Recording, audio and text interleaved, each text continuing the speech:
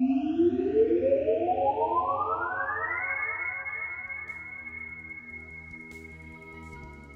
again! Today we'll be talking about orbits. We've laid out the groundwork for the planet to exist at all, but instead of just randomly assigning things like an arbitrary day-night cycle, seasons, and so on, we're going to pick our world's orbit instead and reason them out logically from that point. This method ensures everything lines up without odd plot holes and actually makes a lot of the later things much easier to create. It's a great source of inspiration for ideas, so let's get to it. Now, your world doesn't just magically start as a desert or an ice world or temperate or anything in between. This boils down largely to the star in the world's orbit, more than the properties of the planet itself. To that end, there are a lot of orbits. Weird orbits. Orbits you probably didn't even know existed, so let's cover a few now. The first standard type is one like Terra's, most familiar of all since we're used to it, where the planet simply goes around in a rough circle somewhere in the Goldilocks zone and rotates for a day to pass much more quickly than the time it takes to orbit the star fully in a year, so you get lots of days per year. As 23-degree axis tilt roughly, so we get seasons as well. Yay! Almost all planets and worlds in almost all of fiction use the same concept, even science fiction. It's familiar to readers, they're able to accept it, and it means you can just fill in the blanks with the phrase, whatever Terra does, and leave it at that. That's well and fine and all, but you can do more than that. Our next kind of orbit will be a tidal-locked world. This is where the planet rotates pretty much exactly like our moon does, one orbit per year. We never get to see the dark side of the moon, which honestly isn't dark, since half the time it's facing the sun and without an atmosphere, so it's even brighter than the Earth. Point is that it always has one direction facing towards us, and the tidal-locked planet would always face its star. As such, you'd have one side of the planet always day, and the other side always night. There would be literally no day-night cycle at all, and presumably lots more life on the light side of the world, what with the whole dealing of needing energy to support evolutionary processes. However, that doesn't mean geothermal or other methods of heating can't support life on the dark side. Perhaps the light side has too much energy. It's too hot for life to exist there, and only the dark side is cool enough, with the atmosphere and oceans moving heat from the light side to the dark side over time. It's your world, so you get to decide the specific details on how it all works. Just try to keep it so it makes sense. Anyway, our next orbit will be the wonky orbit. There's a few cases in our solar system of orbits that don't have a solid axis. The world wobbles back and forth a bit. Technically, Terra's orbit does this too, but it's a much smaller wobble. It takes much longer time to occur, so we don't notice it across our lifespans. For an exaggerated wobble, though, this can destabilize a planet, not just in terms of weird weather patterns, but it can also play havoc with the land masses. You tend to get lots of earthquakes, compression, and so on. Speaking of compression, your world doesn't have to be a planet. It can also be a moon. Look at something like Saturn or Jupiter. There's over 100 moons between them. Heck, even Pluto has 5 moons that we're aware of as of this video's release. And it's not even a planet. The point of the matter is that you have a really big planet like Jupiter, and you're just on a little moon. A close orbit won't fry your surface the way it would a close orbit to a star. Instead, it'll squeeze and compress the moon as it orbits, which can cause all sorts of volcanic activity, but it can also provide a lot of thermal energy just from that same compression. Moons and smaller planets like Mars tend to have their internal workings die out long before larger worlds. Mars had the capacity to be a green world, but it's so tiny that its core died out long before Terra's did. Mars just doesn't have a real magnetic field as such anymore. No geothermal heating, that kind of stuff. On a small world which orbits a gas giant, the constant compression can actually keep the heat going for a much longer time. It can piggyback on the gas giant's much longer-lived magnetic field. Of course, there are some really weird orbits too. Orbits like Uranus can be fun to work with. Uranus has a 97.77 degree tilt, oddly specific, but whatever, with one pole facing the sun and the other facing away.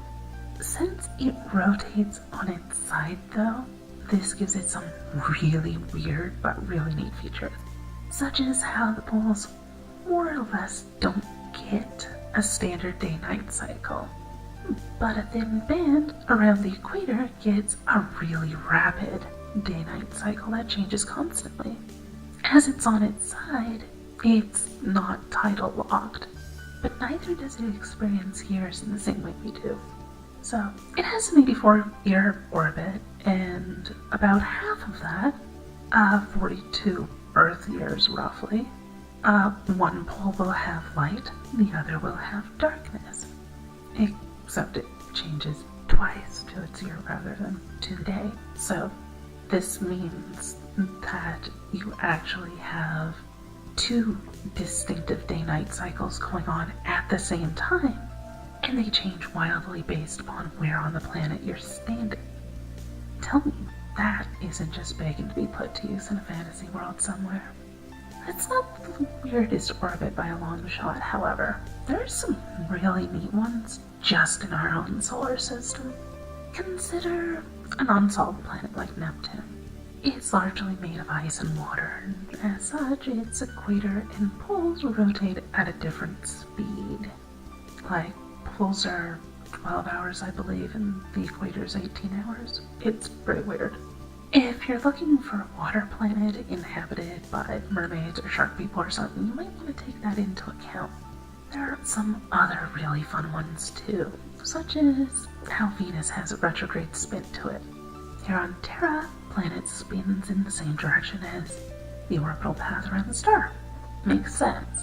For Venus, it's backwards and spins counter to the direction of its orbit. This makes for a really weird day cycle and puts lots of extra stress on the planet. You know how Luna's gravity alters the oceans here on Terra, right? Well, picture that in reverse. Now make it happen much faster because the two are spinning opposite to each other. Now make the gravity so strong it can shift rock instead of just water. Yeah. Fun, huh? Maybe not if you live on the surface. Or perhaps you're into that kind of thing. If you could survive such, it could be a very unique and interesting place to call home. There are also planets that don't just spin backwards, but which orbit backwards. We've found quite a few of them outside of our solar system at this point, and you can rest assured that what you see on Venus is nothing compared to a retrograde orbit. Now, for all these strange orbits, there are some we don't see very often. Planets that flip end over end are rare, but possible, and lead to some really weird effects. This wouldn't work right with a liquid core, so it takes some extra finagling to get it to work right and still support life. But it could work quite reasonably as a moon which borrows its host planet's electromagnetic field. Anyway, we also see planets with orbits that may seem odd to us.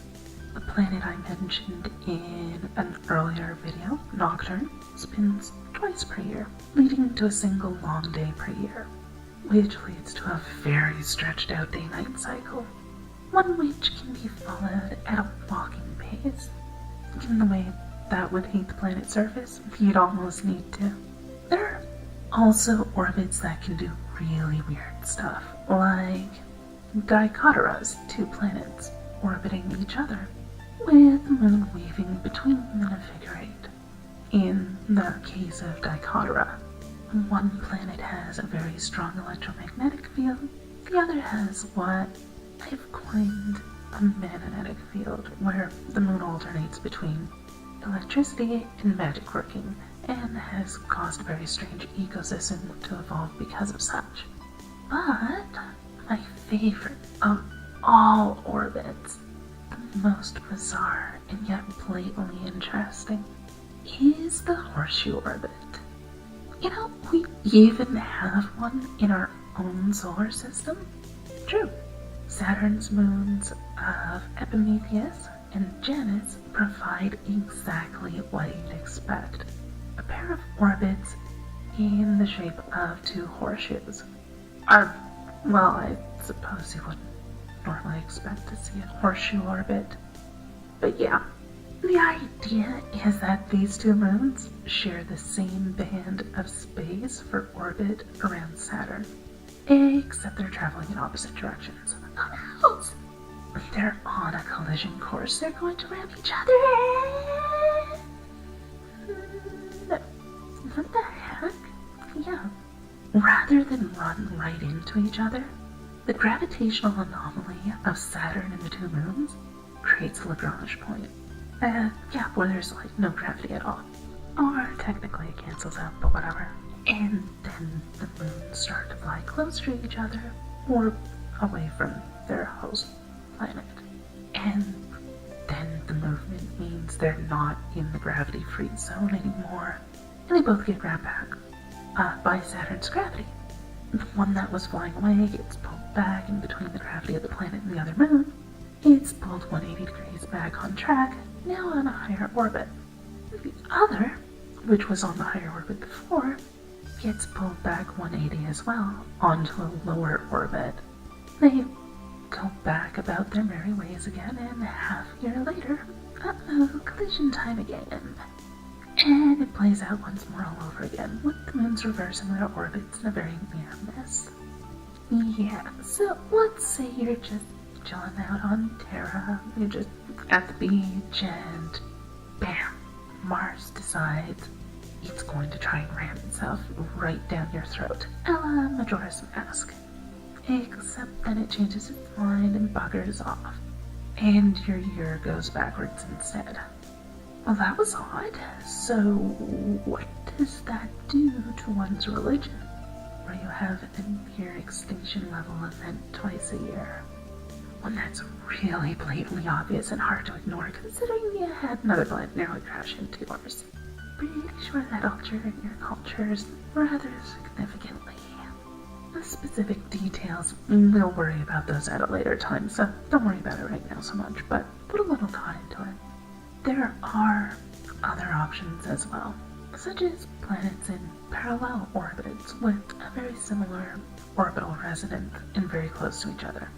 When I ran this course on world design last year, one of my students picked an orbit for her world, which had a second planet that orbited very, very close to the first, with, I believe it was a 3-to-2 ratio of how fast the 2 orbited, which meant that every other year, her planet basically gained a rather large moon for about a week or 2, as the sister planet passed the primary world, and she incorporated that into the culture's religious beliefs.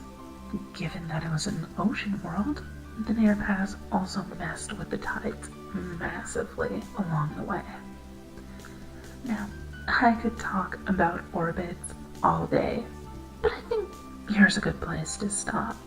Now, the point behind all this is if you pick a planet with a somewhat different orbit, you can change not just the seasons, but the day-night cycle, the years, the very base of how your planet works in the night sky. Sailors on Terra learn to guide their way through the world by picking key stars to act as their guiding light in the night sky. But a horseshoe orbit would render that all but impossible, as would several other of the orbits listed here. This would lead to a much more interesting set of constellations, to be sure, but it may also hamper the development of calendars and navigation, as these would become vastly more complex to decipher than what we experienced here on Terra in our past. Religions off-center around what various planetary bodies do, with the Mayans paying very close attention to the 8:13 ratio of Venus to Earth, which causes Venus to appear almost like it's wandering the skies in a drunken stagger. And yet they mapped out precisely how the two coincided and even managed to figure out what that meant. The fact of the matter is, even before we determine what the surface of a world likes, if you pick an interesting orbit, you can wind up with some really awesome effects. That's even before the obvious choice of a close or a far orbit. Throw in an elongated elliptical orbit, which has one point very close to the star, the other very far away from it. You can get some really starkly contrasting seasons as well to work with. So, homework. Yeah, you knew this was coming. You've got a star. Yay! Now it's time to get a world. Pick whether your world is going to be a planet or a moon, or even if it has moons of its own, how many? Or moons for its moons. Inception. Yeah, anyway. Grab for yourself a non-standard orbit and read up about it some on Google. Or take a bit of time to run through the mental exercise of what you think it'll do for your world. No taking the easy way out with a generic Terran orbit this time. The goal of this series is to learn. And it's easiest to learn when you challenge yourself to understand concepts more fully. So pick something fun. Consider the seasons, the day-night cycle, the temperature ranges on your world, any other physical changes it may cause, and put a little early thought into what its orbit may do to the night sky, or to the religious beliefs of those upon that world. You don't need these things to be perfected just yet, but start thinking about them a bit is all. Anyway, that's it for now, so do the subscribey thingy so you don't miss out on any future world building episodes. Support the Patreon thingy if you like what you see, or, well, here I guess the icon's pretty neat too. All flashy and pretty. I don't know, whatever, just do whatever it is you do. I'm out. See you next time.